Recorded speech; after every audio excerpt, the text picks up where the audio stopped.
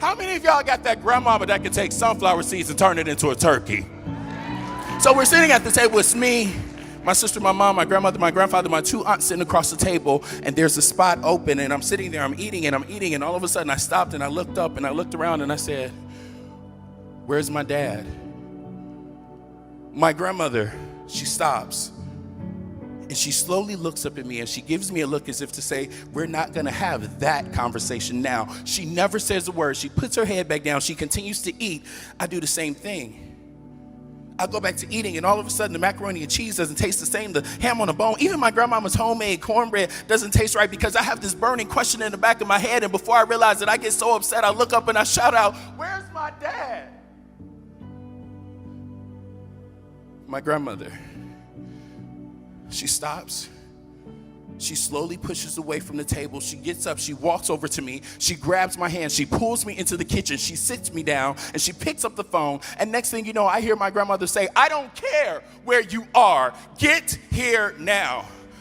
An hour later, I'm sitting downstairs in my grandfather's den, and I'm sitting in my dad's lap, and I'm crying so hard, I'm literally choking on my own tears. My chest is getting tight, my ears are burning. With every breath that I could grab, I'm saying, but Dad, why don't you want me? Dad, why don't you love me? Dad, what did I do wrong? I'm sorry. You wanna know what my dad said to me? I'm sorry, son. I'm just too busy. I was only 9 years old. And it was in that moment when my box got built. And this was my box. I'm not good enough. I'm not wanted. I'm not loved. But the one thing that may catch you up from really experiencing your brilliance and your genius is that box. Ladies and gentlemen, things have happened in your past. Don't allow that to hold back your future. Because what happened was that situation with my dad, I walked out of that situation, and at first I was hurt, I was sad. But then that sadness turned into anger and bitterness, and all of a sudden, I was more focused on not forgiving my dad. And y'all, that grudge, that unforgiveness got in the way. I couldn't even focus on my opportunities because I was spending so much time on, you did me wrong, you shouldn't have done that. 13 years of my life, I held on to that grudge against my dad. And here's where it hit me the most. When an opportunity of a lifetime came up, I had made it to one of the final auditions for a television show called In Living Color. How many of you all have ever heard of the actor Jim Carrey, Jamie Foxx, Jennifer Lopez? All three of them got their start on In Living Color. And here's what happened. The day of my audition, I go and I'm getting myself ready, and I'm getting the calls from the family and this, that, and other, which is cool. And then all of a sudden, my dad calls me. And when he calls me, he heard through the grapevine that I made it to this final audition. And he's like, son, I really want to congratulate you. Go out there, rock it out. But my dad realized the error of his ways, and he started to come around. But because I was so focused on holding a grudge, not forgiving him, I wouldn't allow him in. So this morning, he's like, son, I just got to say, I've been trying to get back in your life, but you've been pushing back really hard. You won't let me in. I know I messed up. I'm sorry. Will you let me back in? My response to him was, hold on. When I wanted you, it didn't work for you. But now all of a sudden, because you have a conscience, you want me to just open up my life and let you in? I took that energy right into my audition. And I had the worst audition of my life. I missed out on an opportunity because the box was in the way. That is why I am bringing it up. Don't allow your box, your past, something that happened, hold you back. Don't let that get in the way. So here's the thing, ladies and gentlemen, destroy the box. It's 3 steps to destroying the box. Number 1, you have to acknowledge that there is a box. I didn't realize I was walking around with a box. When I say you have to acknowledge it, for me, I was that dude in school who was mad just for no reason. How many of y'all got a friend like that? They mad on every day that ends in Y. And one day, I didn't realize that I had this box until the day I snapped on my mother.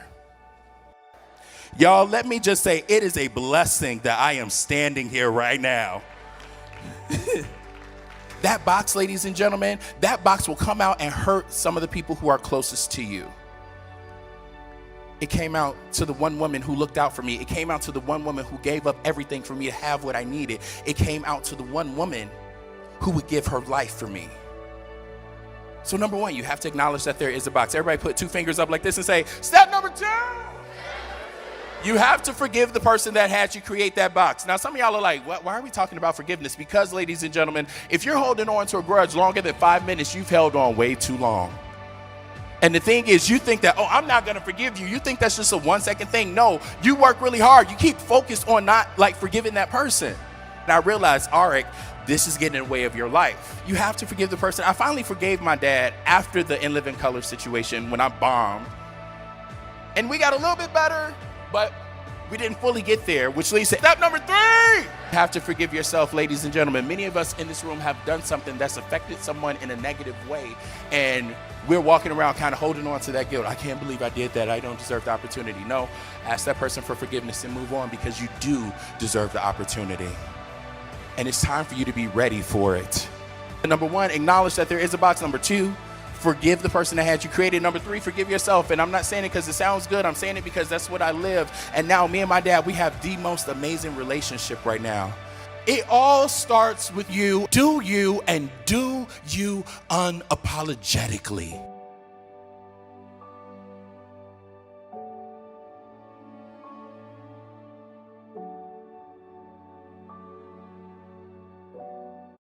How many of y'all got that?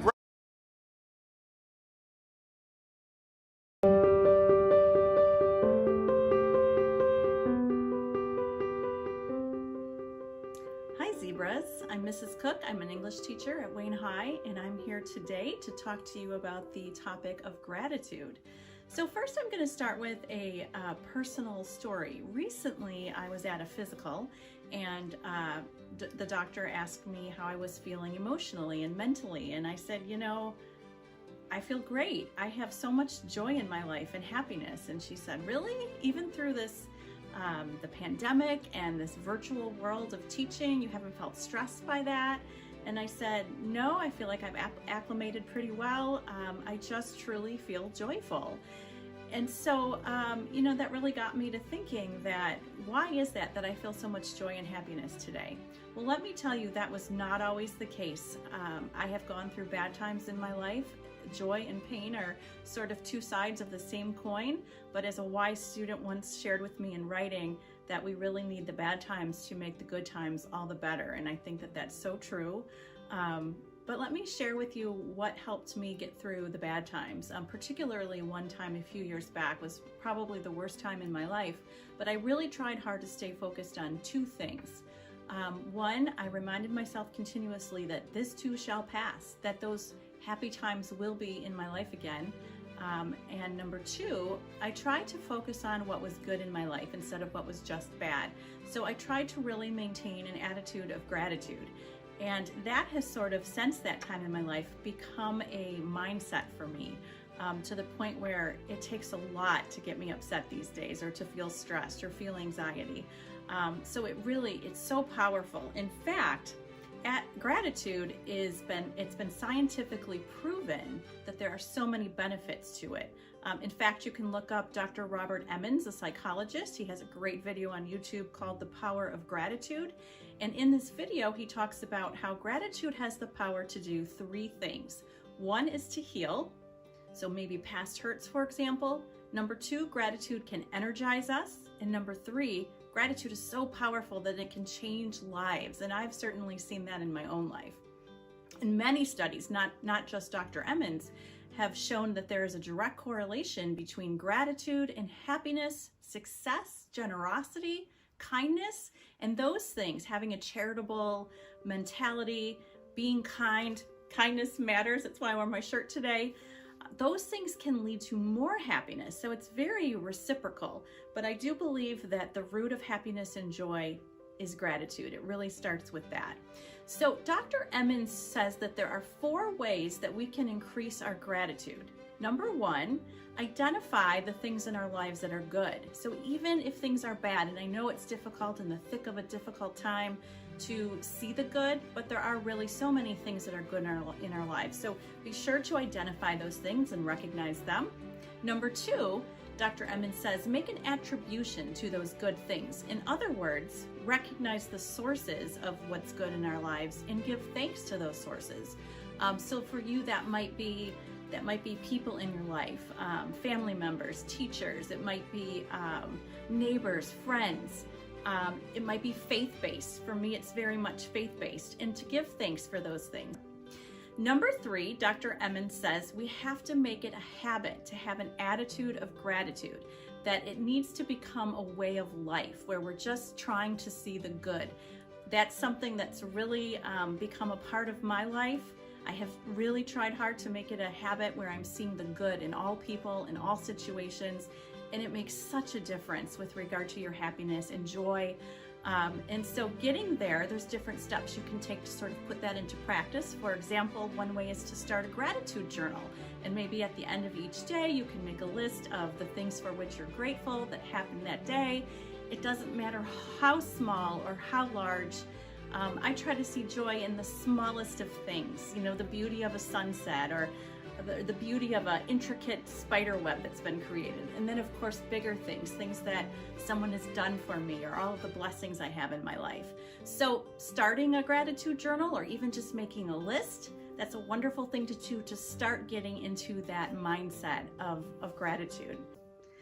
So hopefully, as you can see, there really is power in gratitude, and I just want to leave you with this reminder of a couple of things. When you are going through difficult times, remember that this too shall pass, that life is inclusive of both joy and pain, and you will see the sunshine again and come out of it. But as you're going through a difficult time, remind yourself that this will pass, and try your hardest to see the